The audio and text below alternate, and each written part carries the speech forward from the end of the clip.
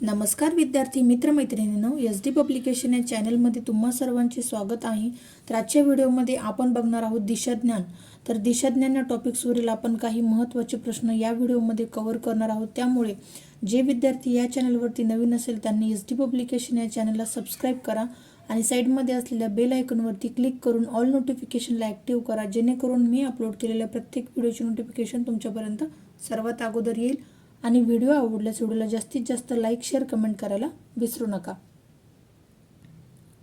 त्यानंतर विद्यार्थी मित्रांनो, अजून एक महत्त्वाची माहिती की आपण SD पब्लिकेशन या चॅनलवरील पोस्टमध्ये दररोज 10 ते 12 प्रश्न जीकेचे अपलोड करत असतो। त्यामुळे तुम्ही जर ते प्रश्न सोडवत असाल तर तुमचा परीक्षेमध्ये या सरावाचा नक्कीच फायदा होणार आहे। त्यानंतर तुम्ही SD पब्लिकेशन हे टेलिग्राम चॅनल देखील जॉईन करू शकता। त्यावरती तुम्ही या चॅनलवरती बनवलेले व्हिडिओ सर्व एका ठिकाणी बघू शकता। चला तर विद्यार्थी मित्रांनो, सुरुवात करूयात आजच्या व्हिडिओला। तर आजच्या व्हिडिओतील पहिला प्रश्न आहे, तारा एका बिंदूपासून उत्तरेकडे 4 किलोमीटर चालत गेली। सर्वात पहिले आपण प्रश्न नीट समजून घ्यायचा आहे। तारा एका बिंदूपासून उत्तरेकडे 4 किलोमीटर चालत गेली। उत्तरेकडे 4 किलोमीटर चालत गेली, तेथून उजवीकडे वळून आणखी 6 किलोमीटर चालली। त्यानंतर डावीकडे वळून ती आणखी 4 किलोमीटर चालली, तर मूळ जागेपासून ती किती अंतरावर पोहोचली।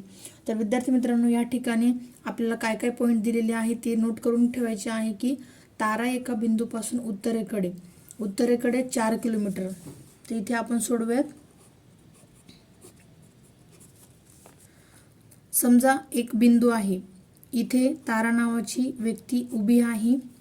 तारा एका बिंदूपासून उत्तरेकडे 4 किलोमीटर गेली।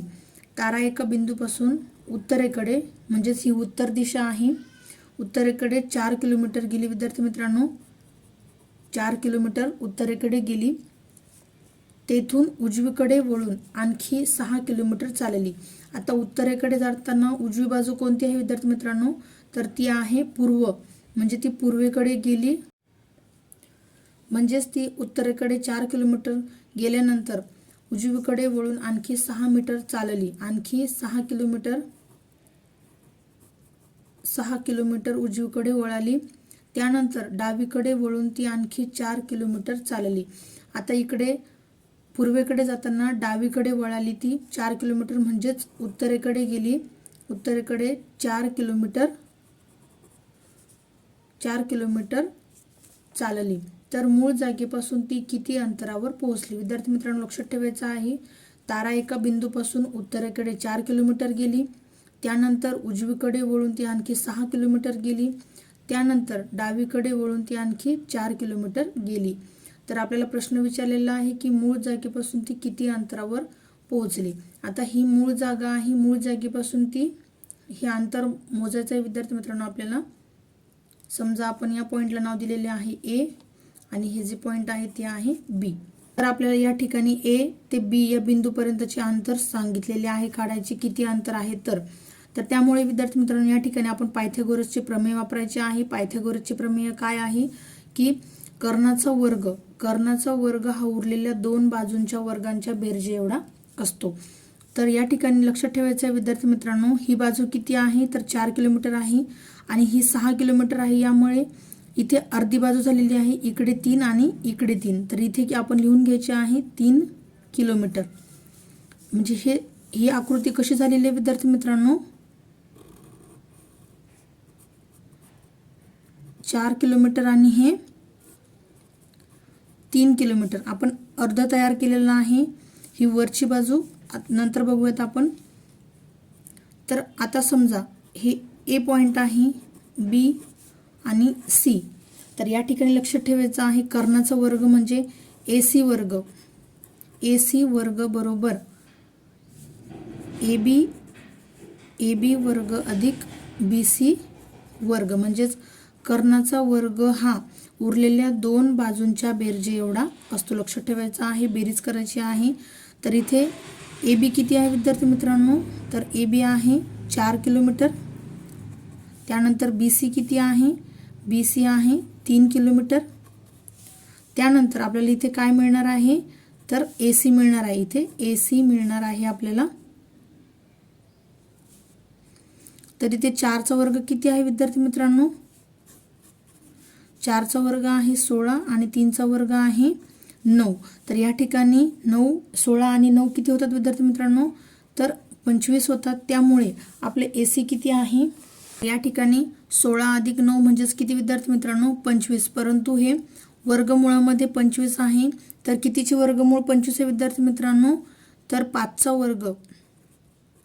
5चा वर्ग म्हणजेच किती? तर 25. तर 25चे वर्गमूळ काय आहे विद्यार्थी मित्रांनो? तर 5 आहे. त्यामुळे आपल्याला कर्ण काय मिळालेलं आहे? तर 5 किलोमीटर.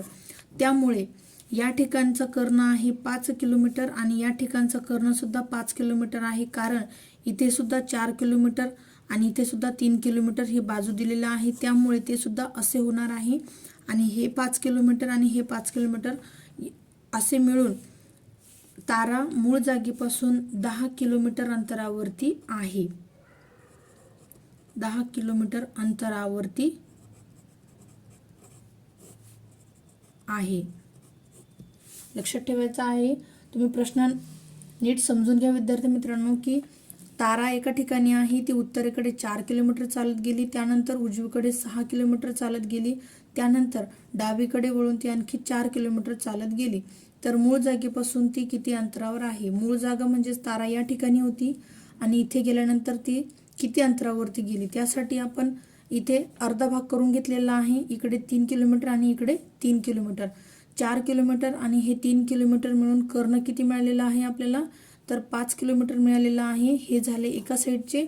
त्यानंतर दुसऱ्या त्रिकोणाची सुद्धा तसंच आहे. 4 किलोमीटर आणि 3 किलोमीटर मिळून 5 किलोमीटर आपल्याला कर्ण मिळालेला आहे. तर 5 किलोमीटर अधिक 5 किलोमीटर असे एकूण आपल्याला 10 किलोमीटर अंतरावरती तारा पोहोचलेली आहे. लक्षात ठेवायचं आहे. तर विद्यार्थी मित्र मैत्रिणींनो, माझी शिकवण्याची पद्धत जर तुम्हाला कळत असेल तर व्हिडिओला जास्तीत जास्त लाईक करा आणि जर काही अडचण येत असेल तर कमेंट करायला विसरू नका. त्यानंतर प्रश्न क्रमांक 2 आहे विद्यार्थी मित्रांनो की राकेश 2 किलोमीटर उत्तरेस गेला. या ठिकाणी आपण किती किलोमीटर गेला आणि कोणत्या दिशेला गेला त्याला नोट करून ठेवायचं आहे, अंडरलाईन करायचे आहे की राकेश 2 किलोमीटर उत्तरेस गेला. त्यानंतर उजवीकडे वळून 4 किलोमीटर गेला. उजवीकडे वळून 4 किलोमीटर गेला. पुन्हा उजवीकडे वळून 2 किलोमीटर गेला. नंतर पुन्हा डावीकडे, लक्षात ठेवायचं आहे, डावीकडे वळून 4 किलोमीटर गेला.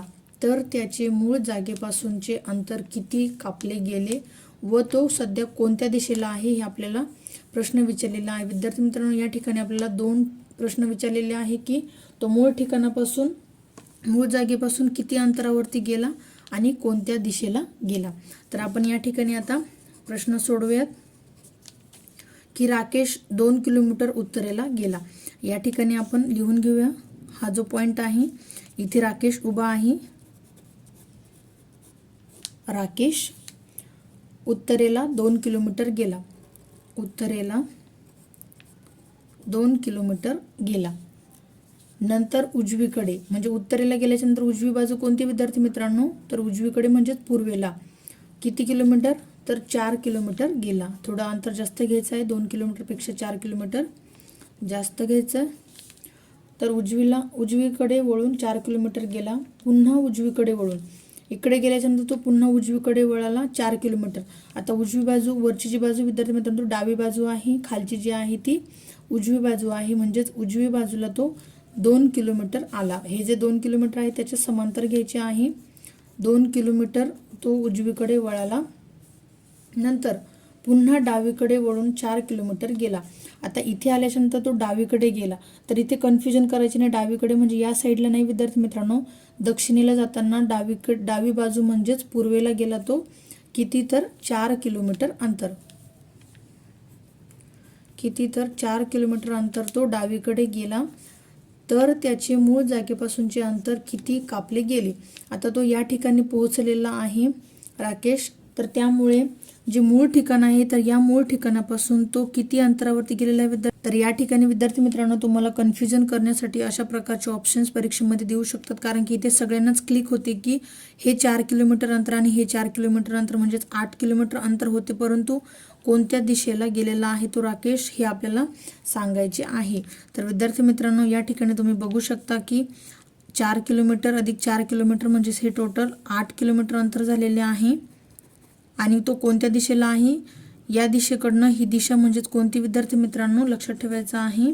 इकडे उत्तर, दक्षिण, पूर्व आणि पश्चिम असं लक्षात ठेवायचं आहे. आपण SD पब्लिकेशन या चॅनलमधील दिशाज्ञान या टॉपिकबद्दल ट्रिक सांगितलेली आहे. तो व्हिडिओसुद्धा तुम्ही बघा. या व्हिडिओच्या डिस्क्रिप्शन बॉक्समध्ये मी त्या व्हिडिओची लिंक देत आहे. तो व्हिडिओसुद्धा तुम्ही नक्की बघा. त्यामुळे तुम्हाला असे प्रश्न सोडवायला जास्तीत जास्त मदत होणार आहे. तर विद्यार्थी मित्रांनो, ही जी आहे ही पश्चिम दिशा, उत्तर, दक्षिण आणि ही पूर्व दिशा म्हणजेच 8 किलोमीटर तो गेलेला आहे. परंतु कोणत्या दिशेला? पूर्व दिशेला. म्हणजेच आपलं ऑप्शन क्रमांक बी हे उत्तर आहे. लक्षात ठेवायचं आहे. तर या ठिकाणी विद्यार्थी मित्रांनो, तुमच्यासाठी प्रश्न क्रमांक 3 आहे की समर्थ 3 किलोमीटर उत्तरेस गेला. 3 किलोमीटर उत्तरेस गेला, नंतर डावीकडे वळून 6 किलोमीटर गेला. पुन्हा डावीकडे वळून 3 किलोमीटर गेला, नंतर पुन्हा उजवीकडे वळून 6 किलोमीटर गेला. तर त्याचे मूळ जागेपासूनचे अंतर किती व कोणत्या दिशेला आहे? तर विद्यार्थी मित्रांनो, प्रश्न नीट समजून घ्यायचा आहे. त्यानंतर तुम्ही हा प्रश्न सोडवाल तर अतिशय सोप्या पद्धतीचा हा प्रश्न आहे. तर या ठिकाणी तुम्हाला ऑप्शन्स दिलेले आहे. तर या ऑप्शन्सपैकी या प्रश्नाचे उत्तर काय असेल हे तुम्ही मला कमेंटमध्ये सांगायचे आहे, जेणेकरून मी शिकवण्याची पद्धत तुम्हाला समजत आहे किंवा नाही हे सुद्धा मला कळून चुकेल. तुम्हाला इथपर्यंत समजल्यास आपण यापेक्षाही हार्ड लेवलचे या ठिकाणी क्वेश्चन्स घेणार आहोत. तर त्यामुळे या व्हिडिओमध्ये दिलेली माहिती तुम्हाला परीक्षा दृष्टीने महत्त्वाची आणि अचूक वाटत असेल तर SD पब्लिकेशन या चॅनलला सबस्क्राईब करा आणि व्हिडिओ आवडल्यास व्हिडिओला जास्तीत जास्त लाईक, शेअर, कमेंट करायला विसरू नका. थँक्यू. भेटूयात पुढील व्हिडिओमध्ये अशाच प्रकारच्या नवनवीन माहितीसह.